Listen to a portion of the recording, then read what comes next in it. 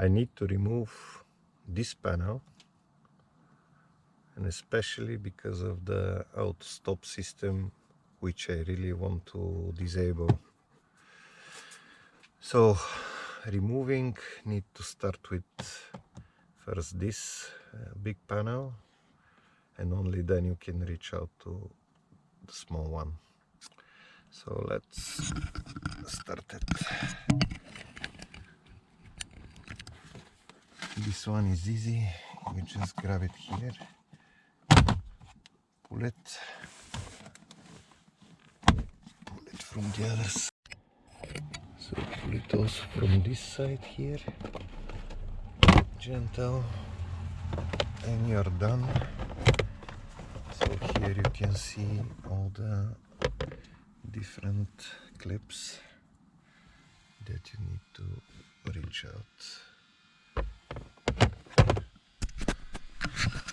So now let's look at this one, what we can do here.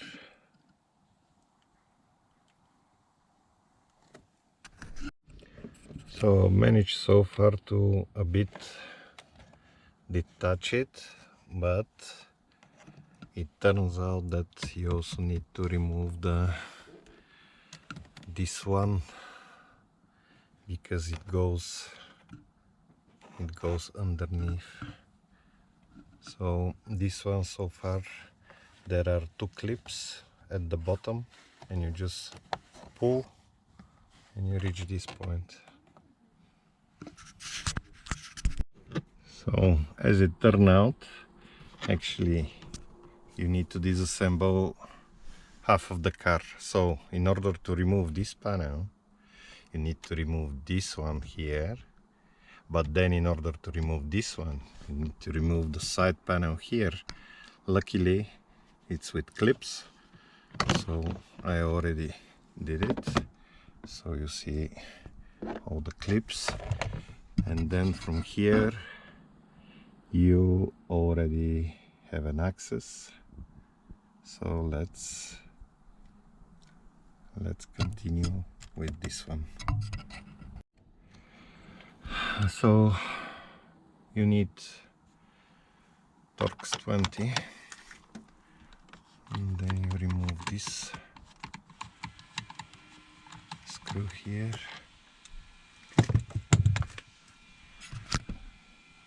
There are two clips. Now one here, one here. You start working on these two clips, and then I will try from the top. So this one you just push it like that, then this one you push like that, so it's already moving a bit. Then let's try gently from the top.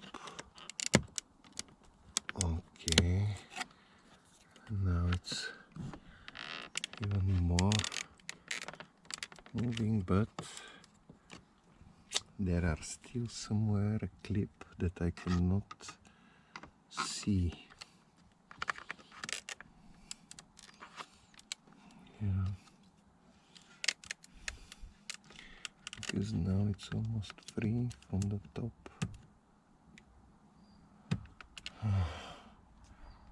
Yeah, it's difficult with one hand to handle it, but okay, let me try with two hands. So there is another panel that you also need to remove, and it's this one here. Now when you remove it, you see three clips, one there, two on the cover, and now you have an access also to this clip here. So almost there, almost there. So So you just remove this chromed plastic, not the full vent, but okay. Let's see how it will go from here. So from here you already can start working on this plastic, but keep in mind that behind it there is another one, so you just need to remove this that is on top. So let me see. Will it be possible to unclip? Okay, so it turns out you take out the full,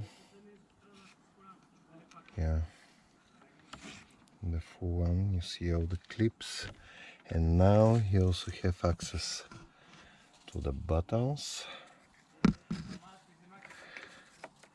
switches, and I'm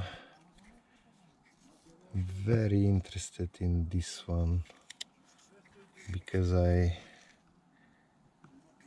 really want to do something to disable it.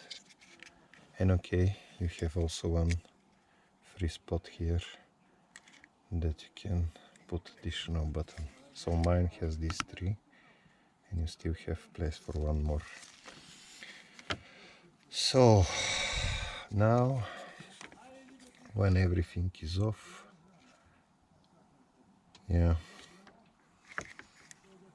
I want to measure what we have on this socket here, so that I'm able to do something to disable it. So for sure you have one for the LED indication that the auto stop system is off. So probably on ground, and then the other two should be the physical switch of the button. But okay, let's take it out of the car and see what we can do about it. So now we have marking on the plug. I will put a picture because you cannot do not see it. Then I will make a wiring diagram, which wire goes where, and then about the key. The nice feature about it, because I want to remove it from the car and make all of that at my desk, it's very easy to remove it from the rest of the buttons. So you just slide it like that and you're ready to go. So as you can see, there are 6 pins, but actually only 4 of these 6 are used. So pin 1 is coming from the ECU, and when the system is disabled, you have 12 volts there, which illuminates the LED integrated into the switch.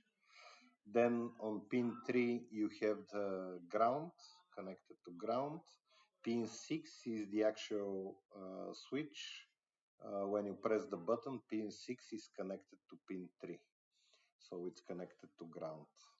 And then pin 4, I was not able to find what it is.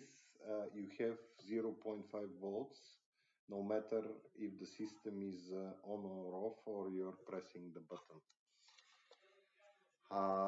So I will record a separate video with a small schematic which actually is able to disable the start-stop system each time when you start the car. So stay tuned.